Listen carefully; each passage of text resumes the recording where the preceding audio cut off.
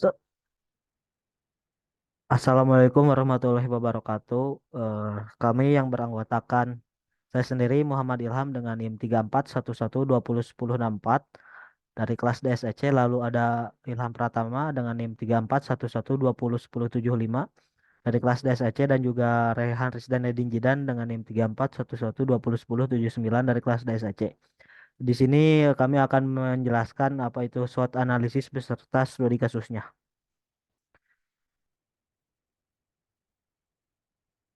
Eh, yang pertama, apa itu analisis SWOT? Hmm. Analisis SWOT merupakan akronim atau singkatan dari Strength, Weakness, Opportunity, dan Threats. Analisis SWOT merupakan suatu teknik yang digunakan untuk menganalisis faktor-faktor internal dan eksternal yang mempengaruhi suatu proyek bisnis atau situasi.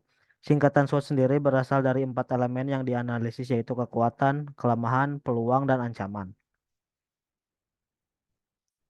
Analisis SWOT memberikan wawasan mendalam tentang faktor-faktor yang mempengaruhi kesuksesan atau kegagalan suatu usaha.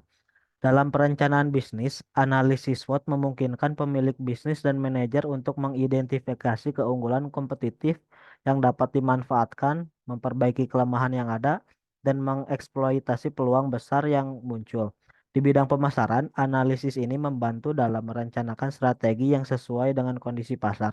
Sementara dalam pengembangan produk, analisis SWOT membantu dalam menyempurnakan produk yang ada atau merancang produk baru yang memenuhi kebutuhan pasar yang berkembang. Lalu selanjutnya faktor yang ada dalam analisis SWOT. Yang pertama, faktor internal. Faktor internal mencakup kekuatan dan kelemahan yang dimiliki oleh entitas tersebut. Kekuatan adalah atribut positif yang memberikan keunggulan kompetitif seperti keahlian khusus, sumber daya yang kuat, atau reputasi yang baik. Lalu selanjutnya ada kelemahan. Kelemahan adalah aspek negatif internal yang dapat menghambat kinerja atau kesuksesan entitas, seperti keterbatasan sumber daya, kekurangan dalam manajemen, atau masalah dalam produk atau layanan. Lalu selanjutnya yaitu faktor eksternal yang mencakup peluang dan ancaman yang datang dari lingkungan eksternal. Peluang adalah faktor-faktor positif di pasar atau lingkungan eksternal yang dapat dimanfaatkan oleh entitas, seperti tren pasar yang berkembang atau perubahan regulasi yang menguntungkan. Lalu selanjutnya adalah ancaman, yaitu faktor-faktor negatif di luar entitas yang dapat mengancam kinerja atau kesuksesannya, seperti persaingan yang intens atau perubahan kebijakan pemerintah yang merugikan. Lalu yang pertama adalah strength, yang merupakan faktor positif, sumber daya dan kapabilitas yang dimiliki organisasi. Contohnya bisa reputasi yang baik, keunggulan produk, sumber daya finansial yang cukup, dan tim yang kompeten. Lalu yang terakhir yaitu proses produksi yang efisien. Lalu poin selanjutnya ada weakness, yang merupakan faktor negatif, keterbatasan atau kelemahan yang dimiliki oleh suatu organisasi. Contohnya bisa berupa kekurangan sumber daya finansial, kekurangnya keahlian dalam suatu bidang, kualitas produk yang kurang baik, atau proses produksi yang kurang efisien. Lalu yang ketiga ada opportunity atau peluang, yang merupakan faktor positif yang dapat dimanfaatkan oleh suatu organisasi. Contohnya bisa berupa pasar yang berkembang, perubahan regulasi yang menguntungkan, tren pasar yang menguntungkan, atau peluang ekspansi ke pasar yang baru. Lalu yang terakhir ada threats atau ancaman, yang merupakan faktor negatif yang menjadi hambatan bagi suatu organisasi. Contohnya bisa berupa persaingan yang ketat, perubahan regulasi yang merugikan, perubahan tren pasar, atau kondisi ekonomi dan politik.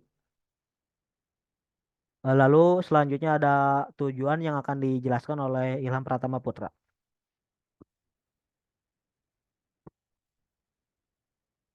Baik, tujuan yang pertama itu ada mengidentifikasi kekuatan dan kelemahan. Analisis SWOT membantu dalam mengidentifikasi kekuatan internal yang dapat dimanfaatkan dalam kelemahan internal yang perlu diperbaiki. Dengan mengetahui kekuatan dan kelemahan ini, entitas dapat memanfaatkan keunggulan kompetitif dan meningkatkan kinerja mereka. Kedua, ada mengenali peluang dan ancaman. Analisis SWOT membantu dalam mengidentifikasi peluang eksternal yang dapat dimanfaatkan dan ancaman eksternal yang mungkin dihadapi Dengan memahami peluang dan ancaman ini, entitas dapat mengambil langkah-langkah untuk memanfaatkan peluang dan mengatasi atau mengurangi dampak dari ancaman tersebut. Yang ketiga, ada perumusan strategi. Analisis SWOT menyediakan dasar untuk merumuskan strategi yang efektif dengan memanfaatkan kekuatan, mengatasi kelemahan, memanfaatkan peluang, dan mengantisipasi atau mengurangi dampak ancaman. Entitas dapat merencanakan strategi yang sesuai dengan situasi mereka. Empat, mengambil keputusan. Analisis SWOT membantu dalam mengambil keputusan yang yang lebih baik dengan memiliki kepemahaman yang lebih baik tentang situasi mereka. Entitas yang dapat membuat keputusan yang lebih tepat sesuai dengan tujuan mereka. Lima, perencanaan strategis. Analisis SWOT merupakan langkah penting dalam proses perencanaan strategis dengan memahami faktor-faktor internal dan eksternal yang mempengaruhi entitas. Proses perencanaan strategis dapat dilakukan dengan lebih efektif dan terarah. Lalu selanjutnya masuk ke dalam studi kasus analisis SWOT.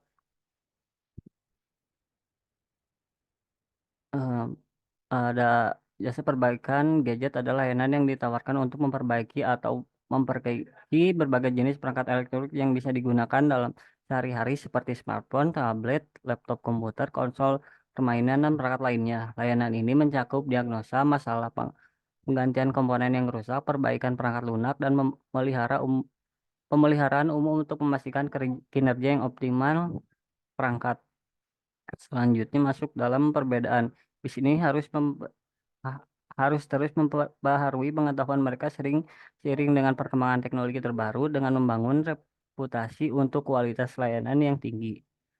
Keandalan dan perlindungan data pelanggan dengan tingkat kompleksitas yang tinggi di pasar ini bisa juga dapat perbaikan dengan gadget juga harus menghadapi tantangan dalam perbaikan diri dari pesaing yang menarik pelanggan dengan inovasi, kreativitas, dan keunggulan layanan. Selanjutnya masuk ke dalam faktor internalnya. Dalam kekuatan, keterampilan teknis yang mendalam, tim teknisi yang berpengalaman yang lebih relatif dengan baik memiliki pengetahuan yang luas tentang berbagai jenis perangkat elektronik, termasuk smartphone, laptop, tablet, dan perangkat lainnya. Mereka mampu mengidentifikasi dan memperbaiki berbagai masalah teknis dengan keahlian tinggi. Kedua, ada reputasi yang baik dan layanan pelanggan yang unggul. Usaha yang telah membangun reputasi yang kuat di komunitas berbagai penyedia layanan berba- perbaikan gadget yang dapat diandalkan. Kualitas pelayanan yang tinggi, responsif, dan ramah terhadap pelanggan telah memperkuat hubungan mereka jangka panjang. Lalu ada hubungan dengan pemasok dan lokasi strategis. Usaha memiliki hubungan yang solid dengan pemasok suku cadang dan produsen asli memastikan ketersediaan suku cadang berkualitas dan harga yang bersaing. Selain itu, lokasi usaha yang strategis dapat dengan pusat perbelanjaan atau area perkantoran, membuatnya mudah diakses oleh pelanggan potensial. Lalu masuk ke jaringan pelanggan loyal.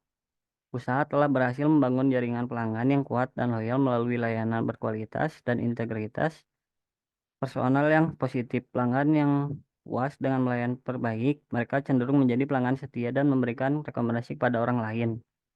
Lu masuk ke dalam weakness atau kelemahan. Keterbatasan kemampuan teknis, meskipun tim teknisi memiliki keterampilan yang mendalam, mereka mungkin mengalami kesulitan dalam menangani perbaikan pada perangkat baru.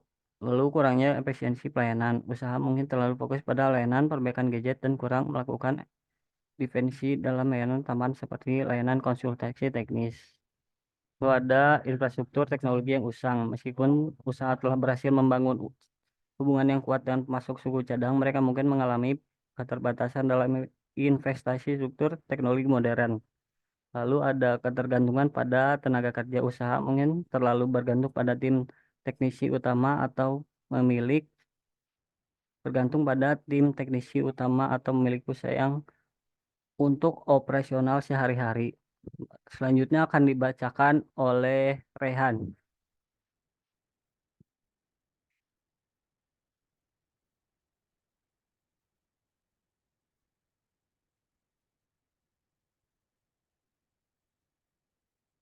Peluang opportunities. Pertumbuhan Pasar perbaikan gadget terus berkembang seiring dengan peningkatan penggunaan perangkat elektronik di masyarakat. Peluang untuk memperluas jangkauan pasar dan meningkatkan pasar melalui pelayanan yang berkualitas dan inovasi dalam layanan tambahan. Ekspansi layanan tambahan peluang untuk menawarkan layanan tambahan seperti konsultasi teknis, pembaruan perangkat lunak, atau layanan pemeliharaan preventif di verifikasi portofolio layanan dapat meningkatkan nilai tambah kepada pelanggan dan menciptakan sumber pendapatan tambahan bagi usaha. Program keanggotaan atau langganan peluang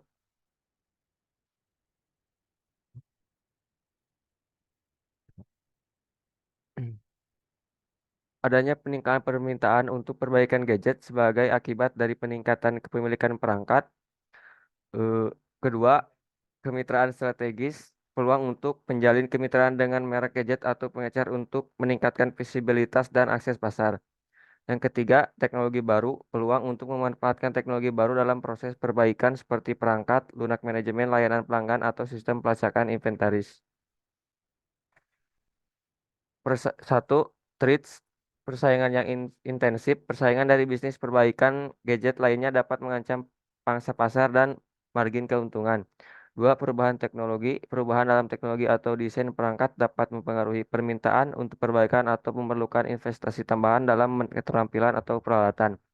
Ketiga, regulasi dan kebijakan. Perubahan dalam regulasi atau kebijakan pemerintah terkait dengan elektronik atau limbah elektronik dapat mempengaruhi biaya operasional atau persyaratan kelayakan.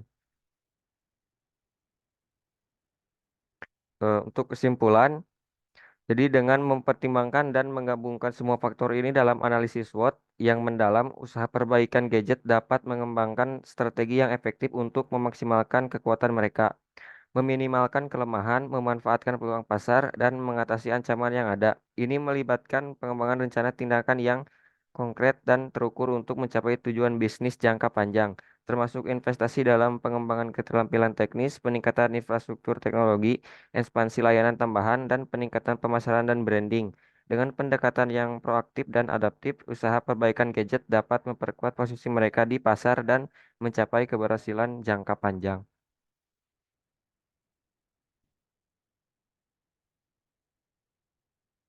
Mungkin sekian presentasi tugas untuk UTS dari kami. Mohon maaf bila ada kesalahan. Assalamualaikum warahmatullahi wabarakatuh.